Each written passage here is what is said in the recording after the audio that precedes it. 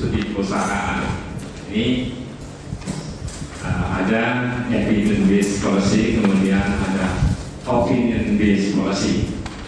Jadi tadi sudah sampaikan oleh Bu Gede kan bahwa evidence based policy itu sangat penting sebagai basis untuk melakukan program informasi yang efektif. Nah, itu sangat penting, dan sekarang itu memang mentionnya lagi di sana. Tidak sekedar menjalankan program, tapi bagaimana program yang baik, efektif, dan terbukti membawa dampak yang besar sebagaimana diharapkan. Jadi intinya adalah bahwa evidence based ini didasarkan atas evidence, apakah itu terkait dengan policy maupun prakteknya. Jadi sekarang itu ada macam-macam evidence based, ada evidence based management, ada evidence based psychology, ada evidence based policy, evidence based medicine dan sebagainya. Tapi intinya adalah menggunakan evidence sebagai basis untuk program.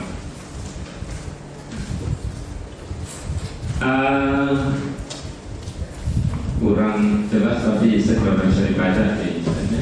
Jadi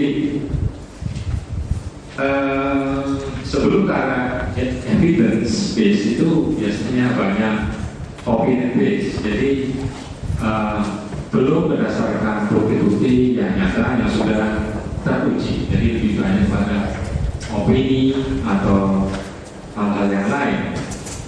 Nah, kalau kita bicara evidence, di sini ada beberapa sumber. Salah satunya adalah impact evaluation. Jadi makanya impact evaluation ini dipakai sebagai basis untuk memilih program intervensi yang sudah terbukti efektif, sekaligus dipakai untuk mengevaluasi sejauh mana program yang dilaksanakan itu memang benar-benar membawa hasil yang diharapkan. Hanya sayangnya memang tidak semua evidence itu boleh dikatakan cukup baik sebagai dasar untuk penyusunan kebijakan atau program.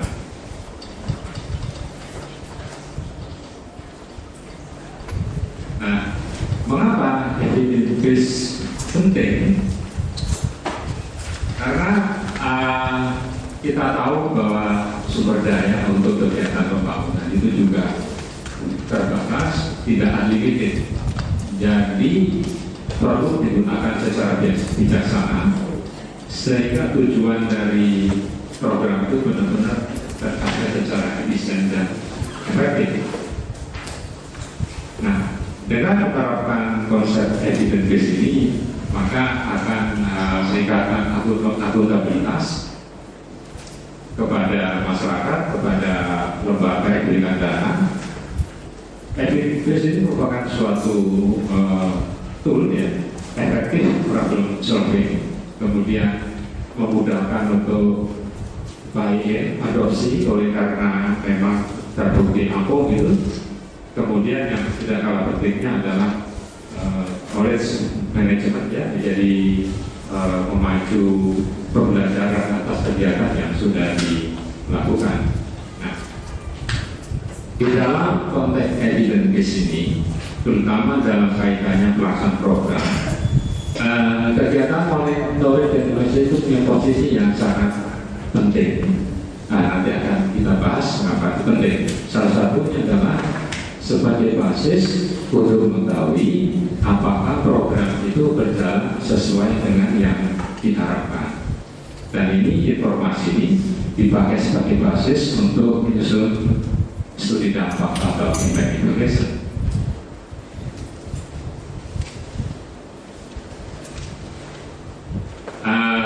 Sebelum membahas mengenai keterkaitan NA dan evaluation, saya sedikit review. Jadi di dalam siklus sebuah proyek ini kita lihat mulai dari perencanaan, implementasi, itu ada proses-proses monitoring, ada proses evaluasi, yang dipakai sebagai bahan masukan feedback untuk perbaikan program. Jadi mau tidak mau, suka atau tidak suka, di dalam setiap program itu pasti ada kegiatan monitoring dan evaluasi. Bila tidak, nah, makanya kita tidak tahu apa program itu sukses atau tidak. Kita tidak tahu apakah terjadi masalah atau tidak, atau kita sangat terlambat untuk mengatasi masalah karena tidak tahu bahwa masalah itu sudah terjadi. Sedikit overview tentang definisi. Jadi ini untuk menyamakan bahasa Indonesia saja. Konsep monitoring dan evaluasi itu sangat berdekatan, beda tipis ya. Jadi kalau monitoring itu lebih ke arah melihat proses terkait dengan implementasi program. Nah ini lebih banyak dilakukan oleh pihak internal program terkait dengan itu satu. Nah kalau evaluasi sudah mulai mengarah kepada outcome untuk melihat sejauh mana dampaknya itu atau hasil dari kegiatan itu terjadi di beneficiaries, di orang keluarga atau masyarakat. Nah, tujuan dari kegiatan ini adalah memberikan gambaran lengkap tentang implementasi program serta hasil capaiannya, terutama untuk mengetahui apa yang berhasil, apa yang tidak berhasil, dan apa tersebut terjadi. Nah, informasi ini berguna bagi pengambil keputusan untuk melakukan penyesuaian dan perbaikan guna mencapai target yang telah ditetapkan dengan cara yang efisien dan efektif. Nah ini tujuan MBA, jadi memang penting sekali. Kalau kita bicara tentang manfaat kegiatan monitoring dan evaluasi, nah ini sesuai dengan pengertiannya. Monitoring dan evaluasi mempunyai tujuan dan manfaat yang sedikit berbeda, tetapi saling melengkapi.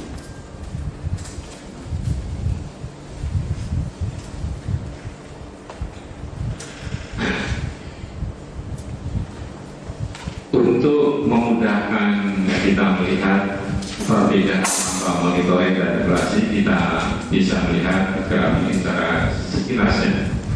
Jadi kalau monitoring itu kita memonitor pencapaian target. Nah kita lihat mulai dari awal sehingga akhir dari program. Jadi ketahuan apakah terjadi peningkatan sesuai dengan target atau tidak. Tetapi di dalam monitoring ini kita tidak bisa memastikan apakah capaian-capaian program itu disebabkan oleh program intervensi atau kombinasi dengan faktor-faktor yang lain.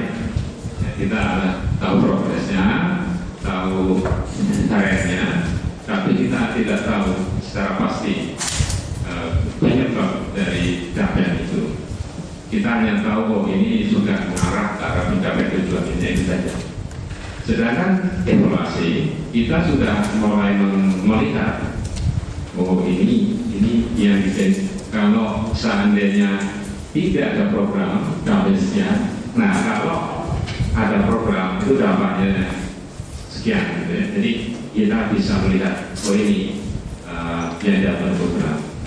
Dan dengan evaluasi ini kita bisa melihat mengapa hal itu terjadi dan mengapa itu tidak dan apa sebabnya. Jadi oleh karena itu di dalam kegiatan monitoring M dan E itu digabung ME.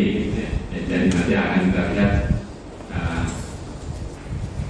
fungsinya. Nah ini kalau kita lihat perbandingan karakteristik monitoring dan evaluasi itu sedikit berbeda ya, dari sejak fokus, tujuan, metodologi, waktu pelaksanaan, penggunaan hingga kegunaannya.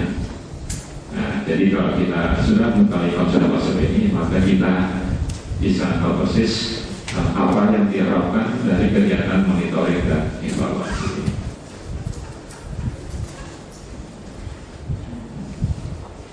Nah sekarang keterkaitan antara monitoring dan evaluasi.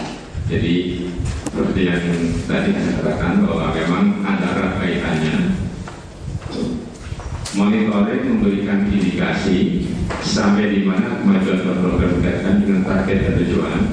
Jadi monitoring bersifat deskriptif, sudah evaluasi, menyediakan informasi tentang capaian program, mengapa target atau tujuan program tidak dicapai, kemudian ini mengeksplorasi penyebabnya, kaitannya dengan evaluasi.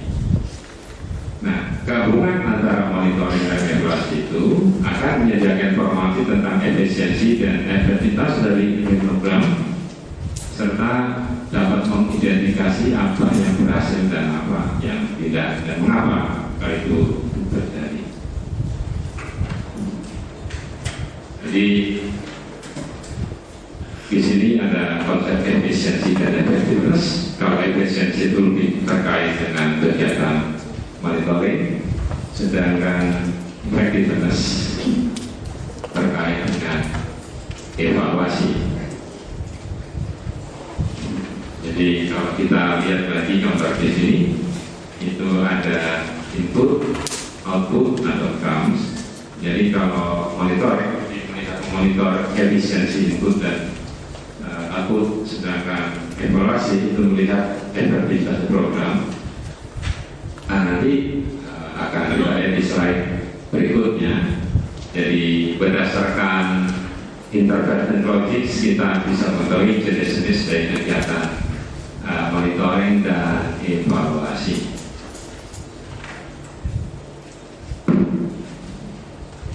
Nah, ini adalah merupakan gambaran dari intervention logics atau result change. Jadi nanti terkait dengan teori of change aspeknya ya. Jadi dalam monitoring dari program kita akan melihat rangkaian ini ya, dari input dirubah menjadi suatu kegiatan sehingga menjadi suatu output luaran. Nah, output itu akan masuk ke outcome, kemudian sampai ke ada dampaknya. Jadi input, activity, output, dan selanjutnya. Dan intervensi seperti ini nanti akan menjelaskan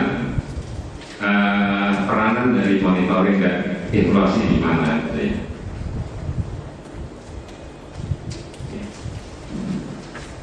Jadi berdasarkan result change tadi itu kita bisa melihat kalau kita ingin memonitor efisiensi input sampai jadi output, itu namanya proses monitoring atau monitoring pelaksanaan program. Kemudian ada outcome, bisa immediate, intermediate outcome ya. Itu bisa outcome monitoring, bisa outcome evaluation. Nah, nanti outcome monitoring itu kita hanya melihat apakah pada suatu point of time itu targetnya sudah tercapai belum dibandingin dengan target. Kalau outcome evaluation itu sudah mulai lebih jauh menggali pertanyaan why-nya itu. Nah, kemudian impact, long term impact itu kita katakan sebagai impact evaluation. Nah, dari gambaran intervention logic ini juga ya, yang tadi itu ini kita bisa tahu bahwa kegiatan monitoring dan evaluasi itu bisa dilakukan pada implementasi. Nah, fokusnya monitoring dan evaluasi ada di sini. Kemudian nanti di atas itu akan lebih ke arah evaluasi, bisa audit, bisa formatif, bisa ya formatif, sampai kalau perspektif nanti sebut program. Nah, dari logic ini kita tahu bahwa sasarannya di dalam implementation ini lebih ke arah internal management program. Kalau outcome dan goal itu sudah kita mulai melihat ke arah sharing business. Jadi ini ada bedanya, panah ke bawah ini lebih ke ada fokusnya ke pengelola program dan stakeholder yang lain. Kalau yang bottom ke atas kita melihat ke arah business. Jadi ini juga bisa beda antara. Nah, nanti akan saya bahas juga apa itu yang dinamakan dengan tradisional MA dan results based MA, dan kita sampai 5 pada saat ini. Nanti kita, nah ini ya. Jadi kalau tradisional MA itu fokus pada monitoring dan evaluasi input, activity dan output. Jadi fokusnya pada implementasi proyek. Sedangkan kalau results based itu kombinasi dari tradisional dengan penilaian aset outcome dan dampak. Jadi kalau kita bicara tradisional MA itu ya masih sebatas ini. Kalau results based MA itu sudah mulai melihat dari bawah sampai ke atas. Nah, itu bedanya. Dan pada saat ini dari pengalaman saya ya lebih kurang 10 tahun memonitor program-program terutama dari government itu masih banyak ke arah tradisional MA. Jadi sangat disayangkan karena resource-nya itu puluhan miliar, tapi kita tidak tahu proyek ini mencapai tujuan atau tidak sih. Apakah benar proyek ini meningkatkan kesehatan? Kita sulit tahu. Itu suatu tantangan sehingga kadang-kadang alokasi dana jadi tidak efisien karena kita tidak mempunyai wacana untuk result base, tidak ada, belum punya wacana untuk impact base, belum ada wacana untuk menggunakan data, menggunakan evidence sebagai basis untuk mengevaluasi program dan sebagai basis untuk pengembangan program. Nah, ini saya ingin menyampaikan saya berharap dari Bapak Ibu yang berkecimpung secara luas di dalam kehidupan bisa melihat sendiri dan bisa memperbaiki situasi. Baik, mengenai evaluasi itu ada 2 sebenarnya, yaitu evaluasi formatif dan evaluasi subjektif. Kalau formatif itu dilakukan ketika program masih berjalan, jadi ini proses evaluation.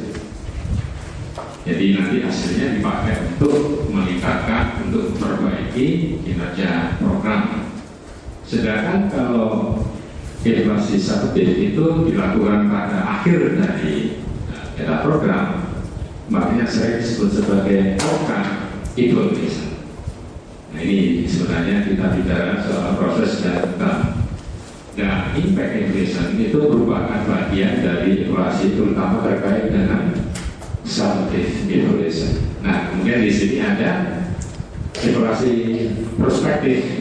Ini sedikit berbeda nuansanya. Yang evaluasi prospektif atau dilakukan secara ex ante, jadi sebelum program itu berjalan, untuk mengetahui apakah program ini layak untuk dilanjutkan, untuk dievaluasi. Jadi sering dipakai evaluation assessment. Jadi apakah proyek itu sudah siap untuk dievaluasi? Nah, kalau sudah siap, nanti apakah hasilnya bisa nggak dipakai untuk memperbaiki program? Kalau itu ternyata setelah dilakukan assessment tidak layak, ya perlu ada modifikasi dari program itu. Sekarang kita masuk ke arah studi dampak atau impact evaluation. Jadi studi dampak merupakan bagian dari evaluasi program yang secara khusus ditujukan untuk pertanyaan sebab akibat apa dampak program terhadap hasil spesifik yang diinginkan dari intervensi tersebut. Jadi di sini ada cost effect relationships, ya. Jadi sudah lebih analytical. Studi dampak secara khusus mengkaji hasil program yang disebutkan oleh program intervensi dan bukan oleh program yang lainnya. Di impact evaluation, ya.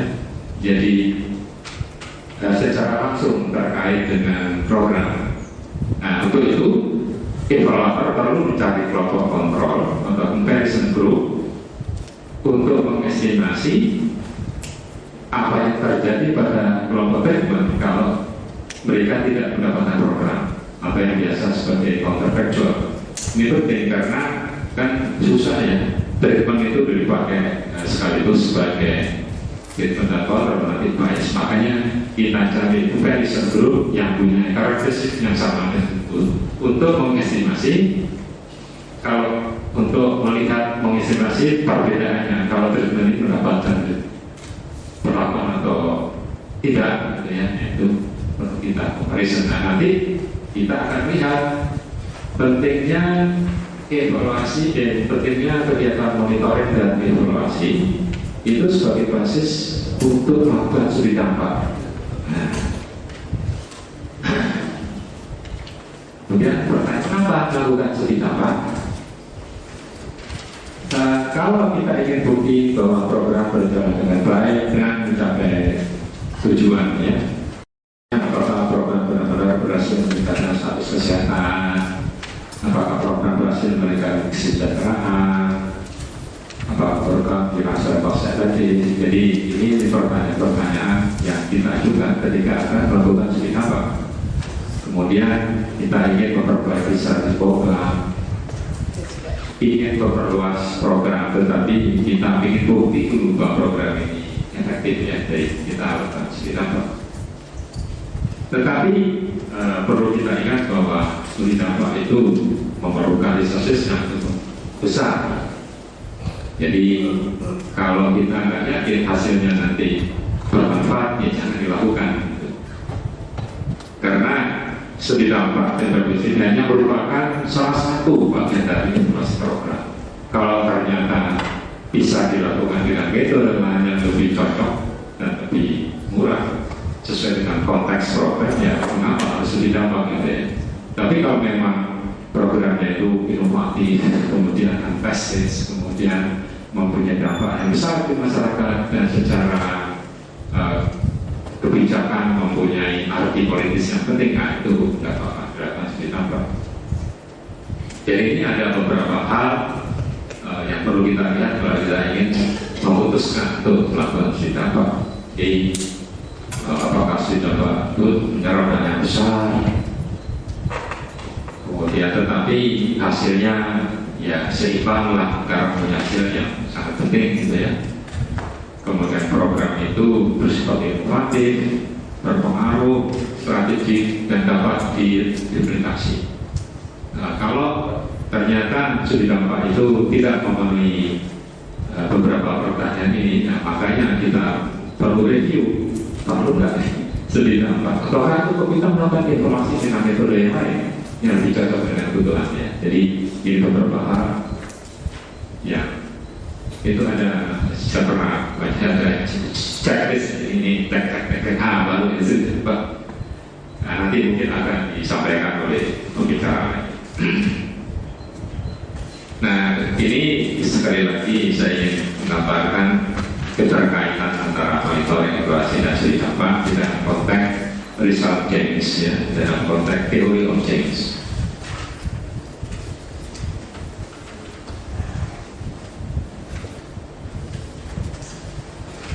Nah, sekarang apa bedanya antara monitoring dan evaluasi dan studi dampak?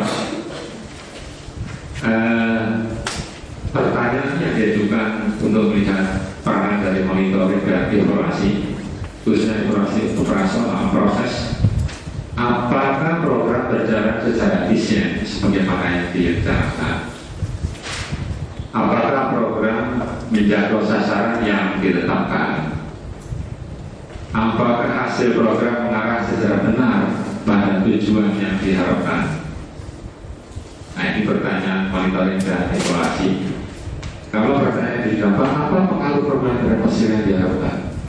Apakah program mempunyai dampak berbeda pada sektor masyarakat yang berbeda? Wah, keluarga miskin dan sebagainya. Apakah program cost effective? Nah, ini yang pertanyaan yang juga. Jadi kalau misalnya kita ingin mengambil program, kemudian ingin kita melihat pertanyaan apa ya, kita bisa mereview apakah kita cukup monitoring evaluasi, cukup evaluasi formatif misalnya, atau impact progression.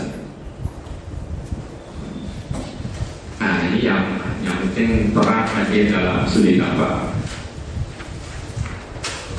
Jadi yang penting adalah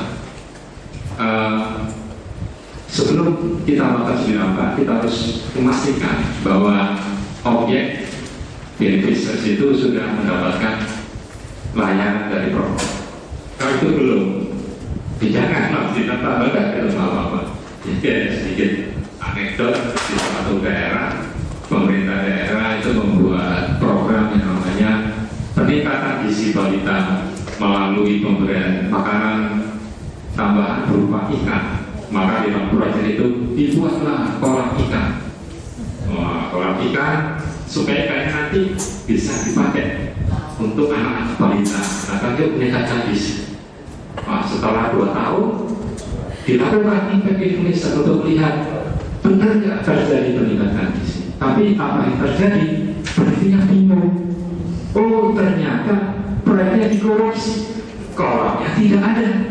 Wah orang mau dikaya apapun karena beneficiarisnya nggak dapat ikan, bagaimana dia bisa gizinya didapat?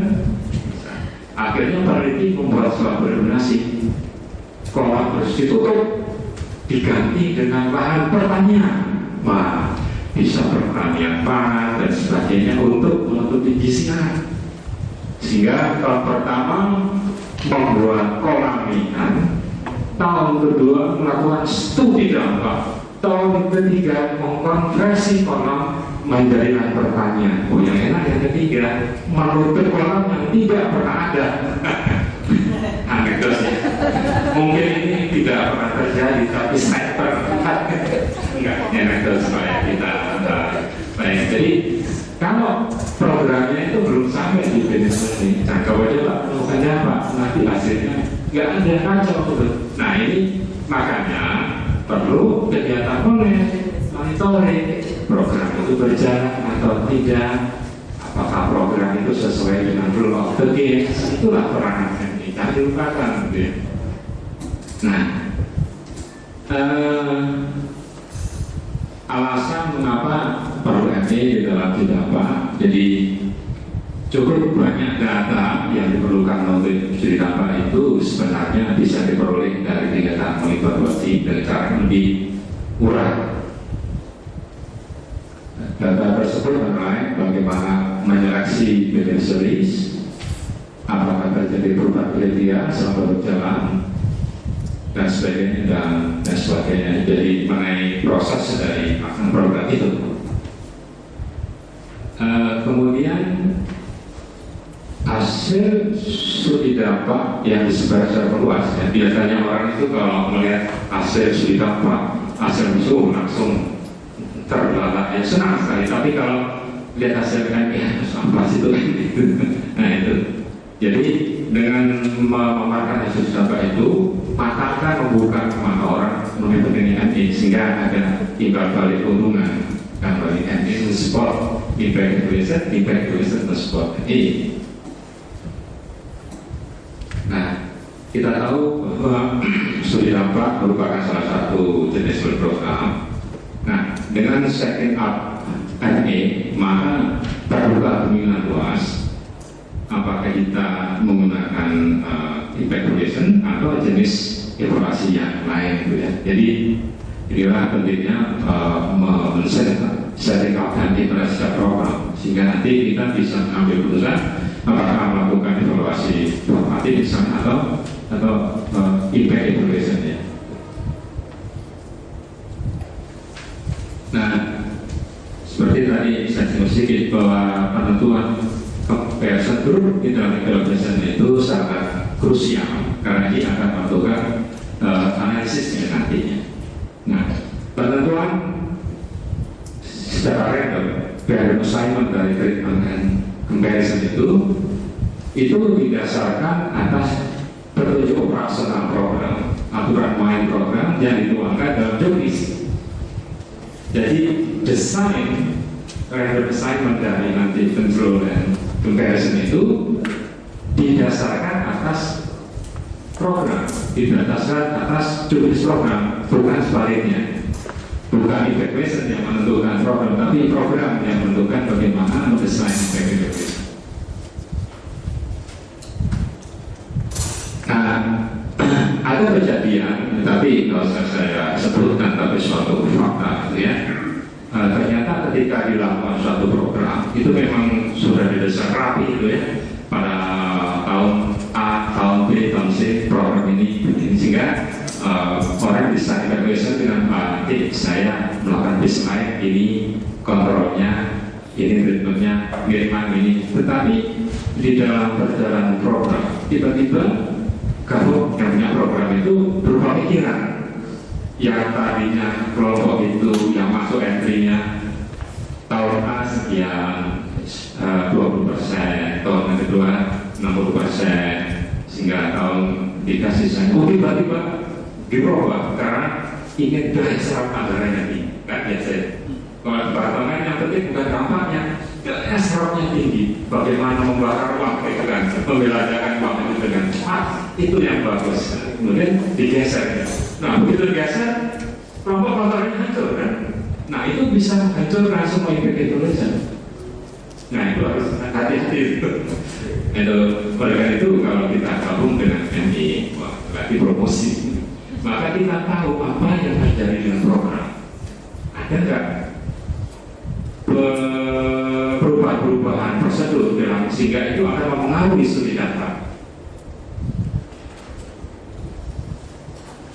Bisa saja kadang-kadang studi data dilakukan sendiri, standalone dengan baseline, dengan deadline, dengan headline, gitu ya.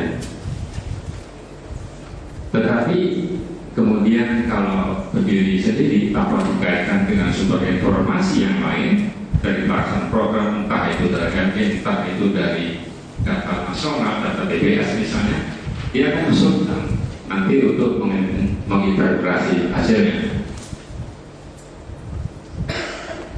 Nah, studi dampak memang memberikan informasi sebab akibat dari program, namun evaluasi dampak ini tidak didesain untuk memonitor, mengevaluasi proses pelaksanaan program.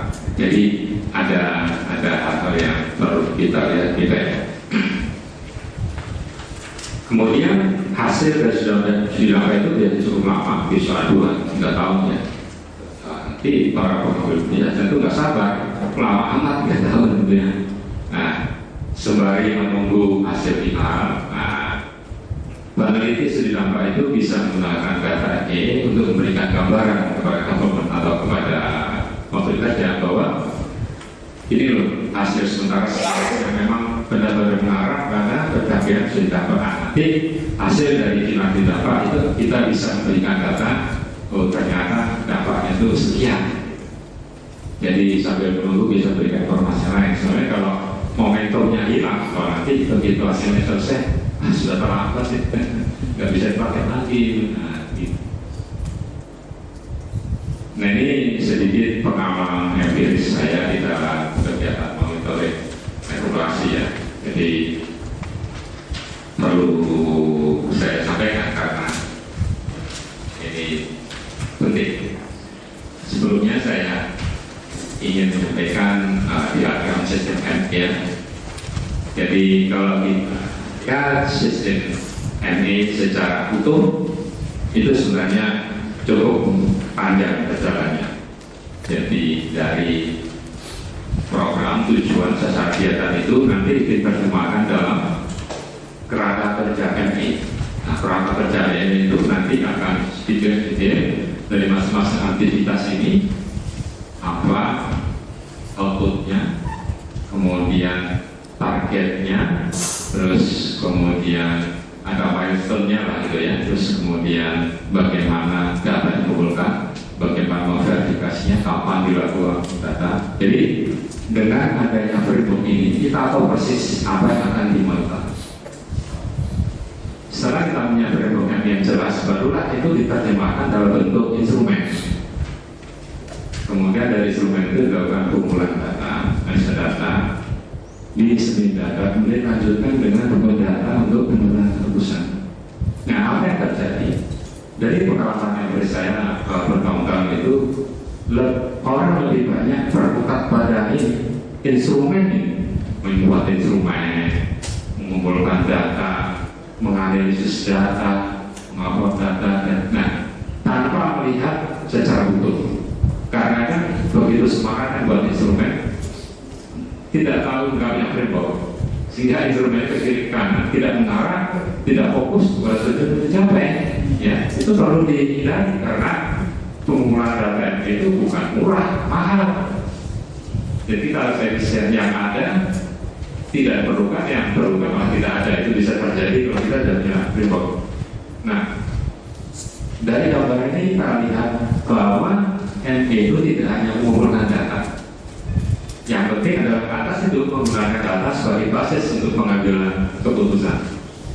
Nah, di sini, jadi nilai dari sebuah kegiatan itu dinilai bukan dari data yang kumpulkan, tetapi sejauh mana data itu dipergunakan untuk memperbaiki program. Nah, di sini kegiatannya masih sangat besar.